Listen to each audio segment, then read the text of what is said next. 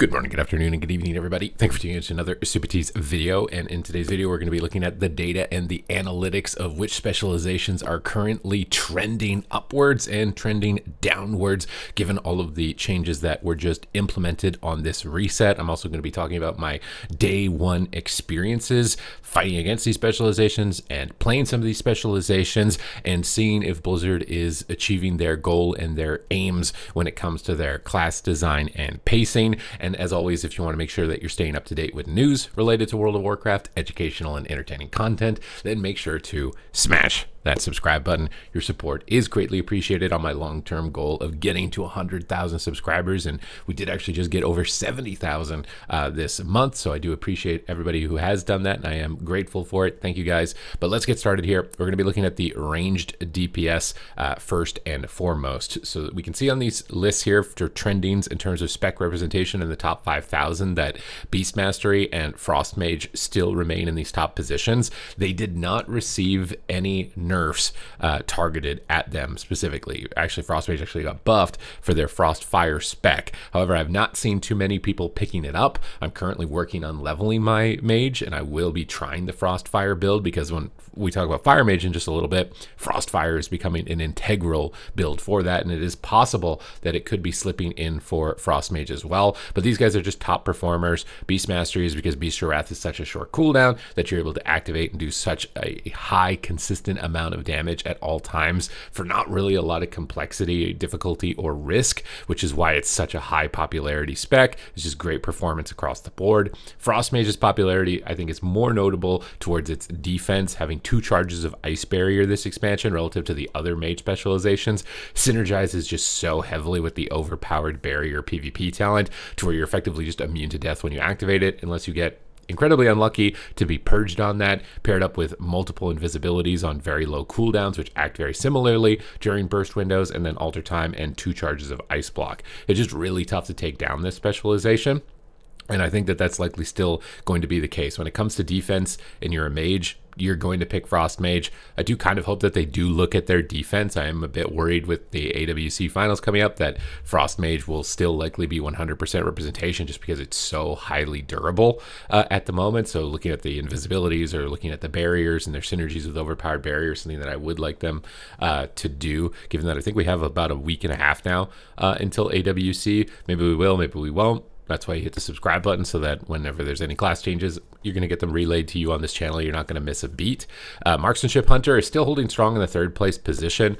I think it's just still a solid spec overall. Just does really good damage with Rapid Fire and Black Arrow procs with the Dark Ranger tree. Still pretty simple and straightforward. A lot of players, though, are noting it kind of feels like an NPC spec where you're just kind of just an archer just shooting arrows. It's got a lot of its utility stripped out of it for this expansion. So if you want a very simplistic playstyle, I think it does excel a bit more in battlegrounds than arenas, but it's still great in arenas. I think mostly because there's a lot of cloth DPS, which is something we're going to be looking at here in a second. Affliction Warlock is trending a lot. So in solo shuffle, Affliction Warlock is a very good specialization.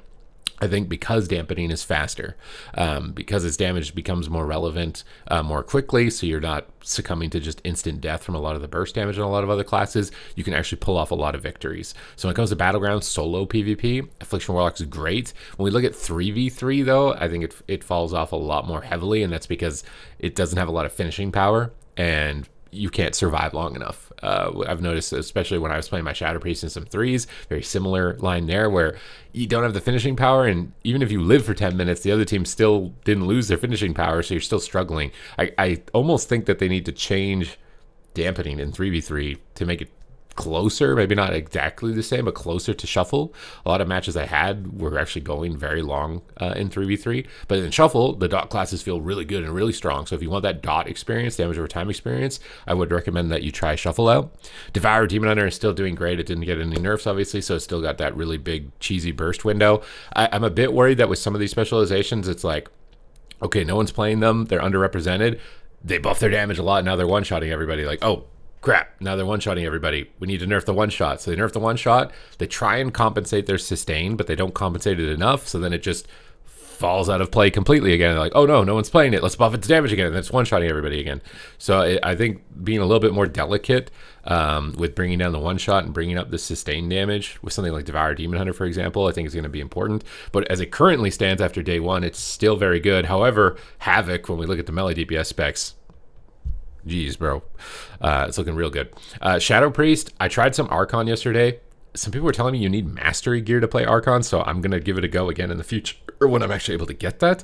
But it felt very much so like you were just waiting until Halo was up, chaining 4 Mindflay Insanities together with Trauma to steal the haste and like trying to win in that small window of time. And then if you couldn't, you felt kind of useless, which is the type of gameplay that I was hoping we would be moving away from on classes. It just felt very cooldown dependent.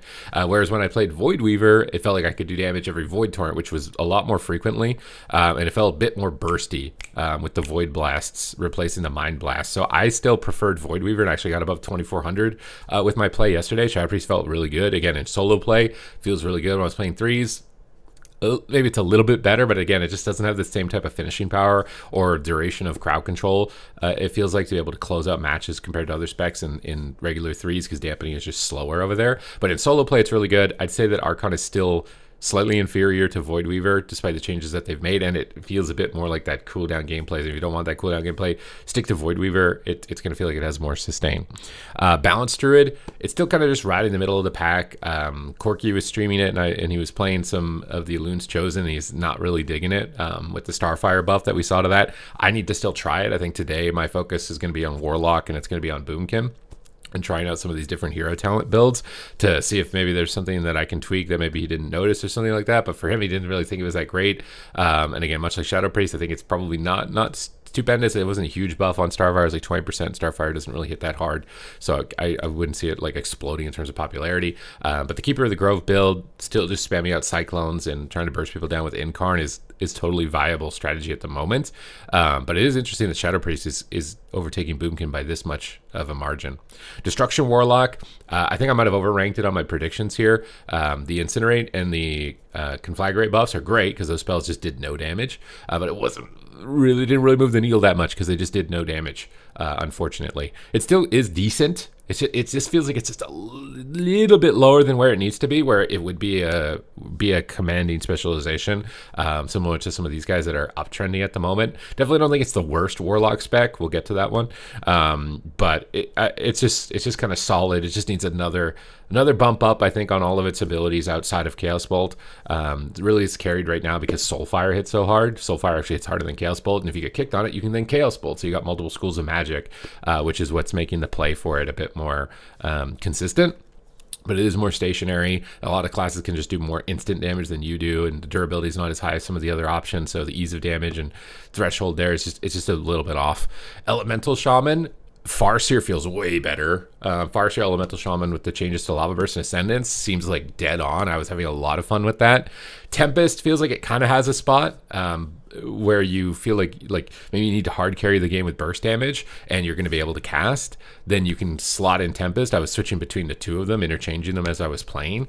But Farseer feels really good. The sustain on it feels really nice. This is where I'm saying like, the direction they're doing with the class is really good, and if you can hit the numbers dead on, it feels really good when you do it. Ellie Shaman, I think, is a great example of that one. I'm kind of expecting Ellie to trend more upwards as time goes on, and that's good, right? Because all these specs are the ones that we want to see start trending upwards. Maybe a little bit of the defense stripped out of Frost Mage, but honestly, I think you could kind of leave the rest of these specs alone. Maybe Devour, strip out some of the burst, get more sustain on it, and then just slowly work these guys up from the bottom up. And then Fire Mage is doing a lot better offensively. The changes to Meteor and Frost Firebolt, like I was talking to Vinaruki, and he played out and tested it, and I had my mage at max level, and I was watching it, and I watched a clip of it.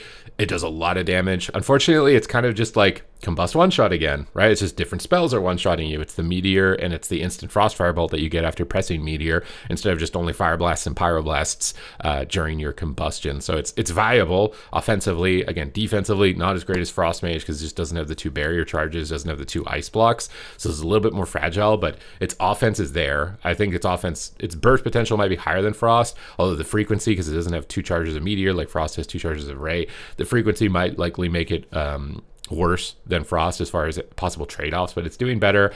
Kind of wish that they had looked at maybe buffing other abilities than during their burst windows, basically with their combustion, or trying to find a way to bring down the combustion and bring up damage outside of it. Although at the same time, Fire Mage is kind of built like that. So again, I'm kind of okay with some specs.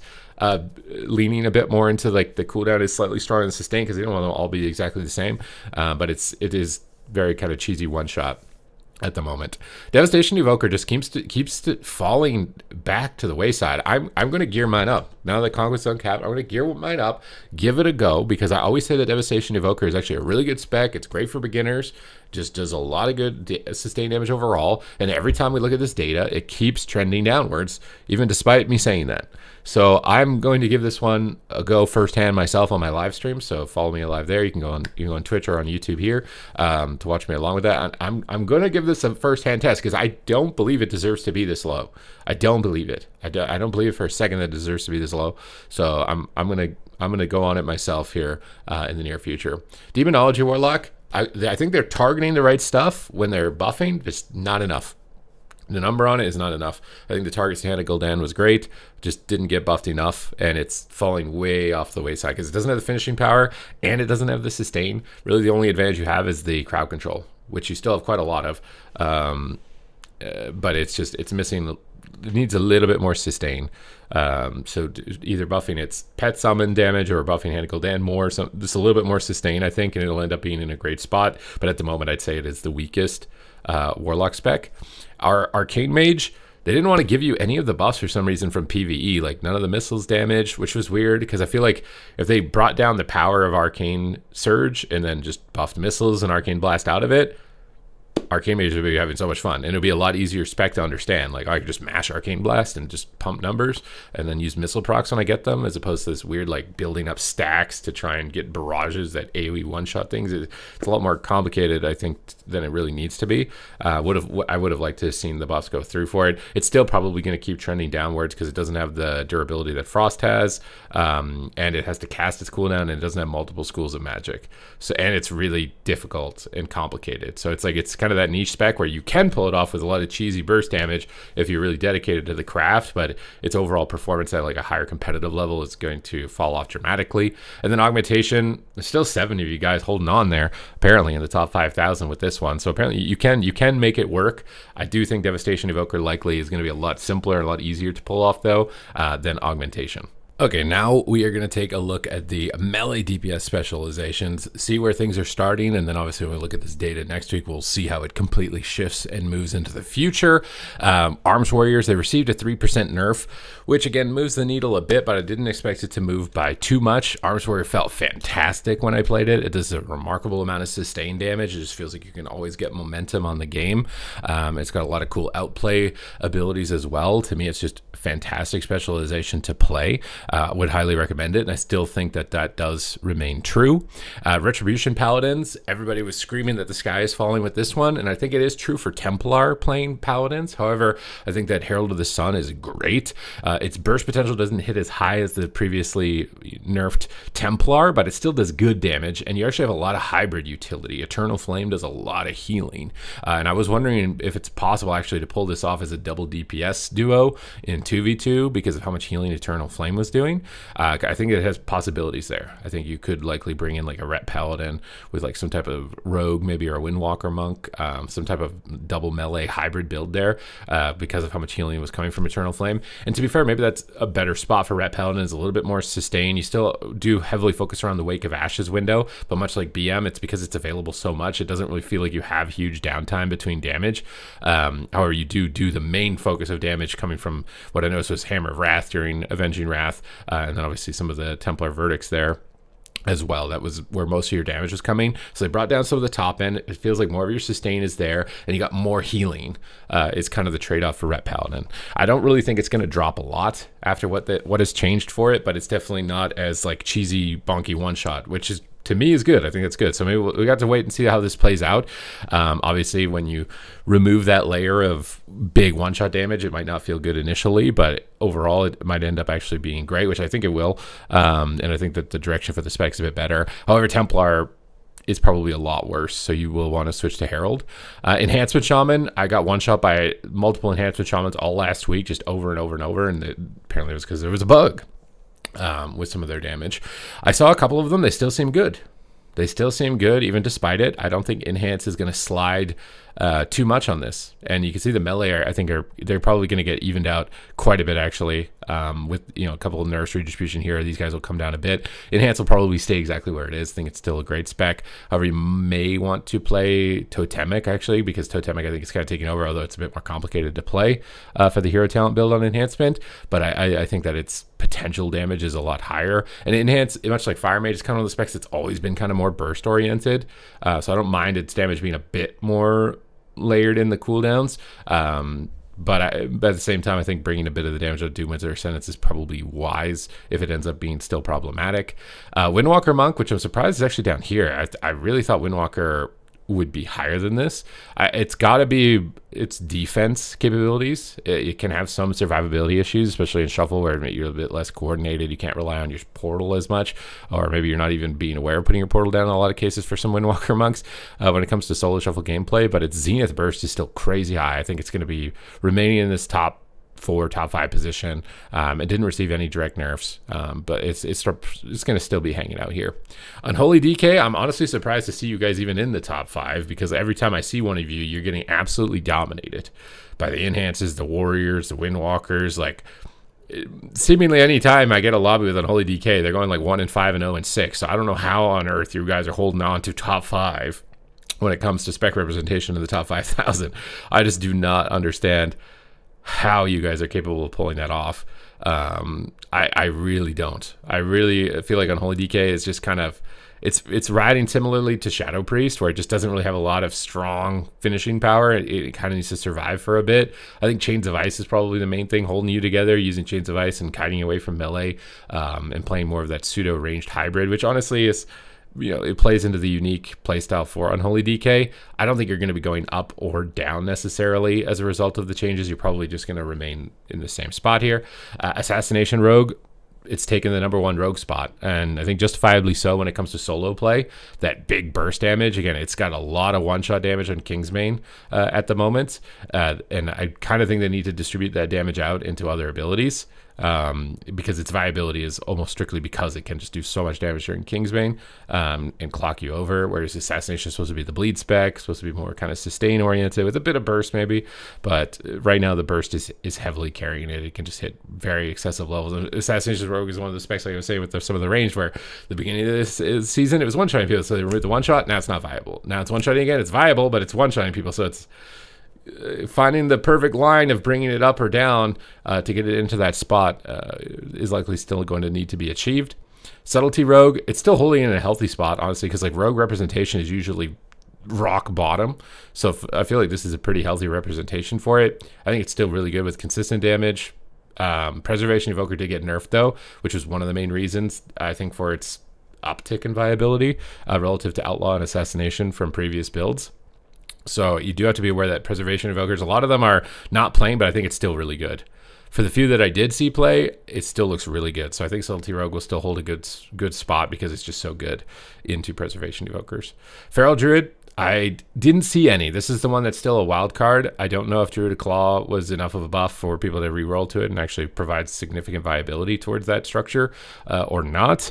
I will have to maybe try it myself. I don't play a lot of Feral Druid, but I'd be willing to give it a go myself to try and figure that out. I kind of feel like the number is probably not enough, similarly to the Boomkin one. It was like, great, that seems like the right place to buff, but I don't know if the number was by enough. We will have to see. For Outlaw Rogue, just still really strong. It's just complicated, harder to pull off, but it's still really good. So I think it'll probably keep trending downward just because it is more complicated than other options at the moment in terms of getting results. But in the hands of the best players, like if there's a tournament, you probably still see a pretty high representation of it. Frost DK, it's a feast or famine spec. It just one-shots it during pillar or gets CC'd on it and can't do anything. It's an example of just needs a lot of personal attention still as far as distributing its damage out from its pillar window into more of its other abilities, unfortunately. But it's good because it can still do the big one-shot damage, right? Yeah. Fury Warrior, I actually think Fury Warrior is still decent.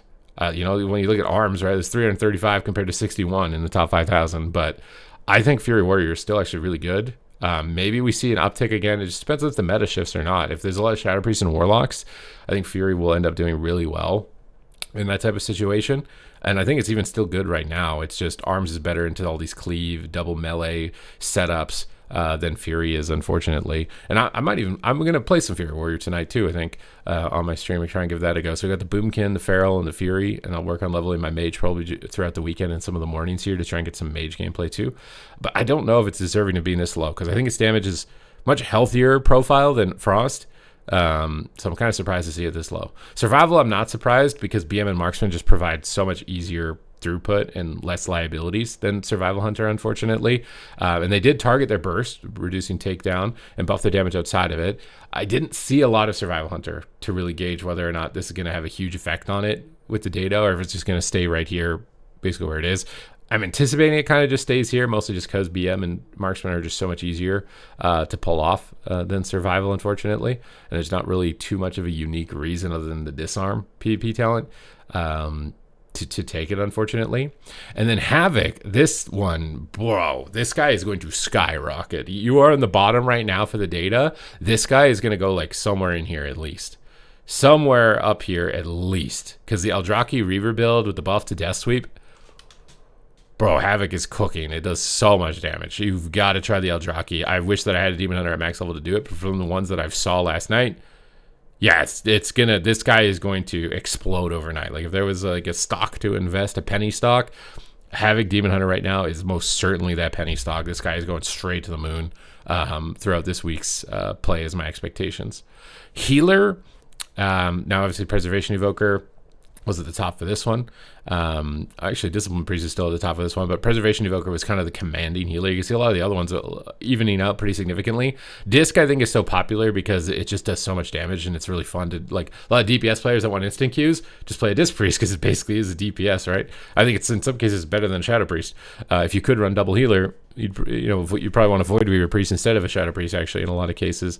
I think that is the main reason Disc Priest is trending so high, is it's really fun. It's just always really fun. So when it's strong and it's fun and shuffle because it does so much damage, his representation is high like this every previous season that I've looked at and analyzed, and I think it's going to stay in that spot. But it can struggle still into Preservation Evokers. So the balance here, I think, maybe brought Prez down a tiny bit, like I talked about in my prediction, and I will be making a confirmed tier list over the next couple of days. I still want to play firsthand and get a little bit more of a view on some specs that I didn't get just yet. But the healer balance looks a lot better when you look at shuffle. I think this is mostly just due to like popularity and not necessarily because Disc is just like a monster compared to every other healer in shuffle.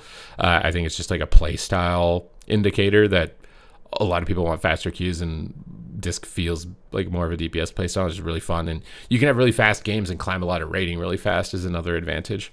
Restoration Druid, still really good. The instant crowd control and the low cooldown on Maim are carrying this spec, and if you have the right stats on like me, like more mastery, your healing output is very strong. Mistweaver is really strong as well, and you can flex between Fistweaver builds when it's optimal to do so, and if you have the gear sets to do both, you can be really flexible in a lot of lobbies and situations. I'm surprised that Holy Paladin is actually doing better than Restoration Shaman or Holy Priest, because in my opinion, Holy Paladin is the weakest healer.